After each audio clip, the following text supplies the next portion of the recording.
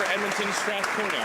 Mr. Speaker, the Saskatchewan Legislature has unanimously passed a motion calling on Ottawa to expedite action to address the grain crisis.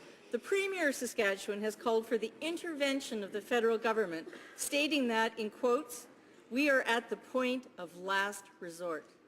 Mr. Speaker, Canadian farmers are pleading for action. Can the Minister of Transport, as is her mandate, today commit to expedite the necessary regulations in consultation with the farmers?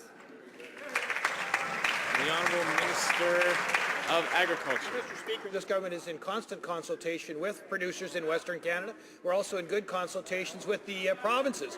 I had an hour-long meeting with Premier Brad Wall last Thursday. We continue to communicate. We welcome the motion they put forward. I understand the province of Alberta may be doing the same. We welcome that input, Mr. Speaker, as we winnow through all of the options that are before us to put our best foot forward, moving forward on behalf of Western Canadian farmers. The Honourable Member for Welland. Well, Mr. Speaker, even Saskatchewan's Premier Brad Wall is now echoing the NDP and asking the Transport Minister to step up. Well, Mr. Speaker. Order. Order. The Honourable Member for Welland still has the floor.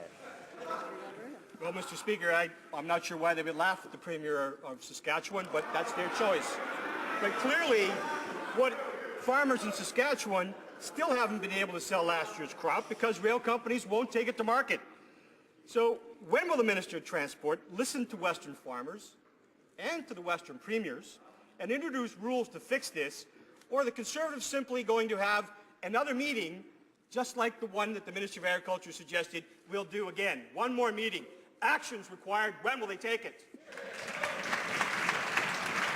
The Honourable Minister of Agriculture.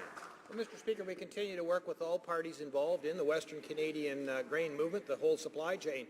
But I would ask that member why yesterday we'd put forward a very valuable piece of legislation on behalf of Western Canadian farmers so they could get the cash advances they require. And instead of carrying on with that debate and moving that piece of legislation forward, they filibuster, Mr. Speaker. So if anybody needs to look in the mirror as to who's holding back Western Canadian farmers, they should do that, Mr. Speaker.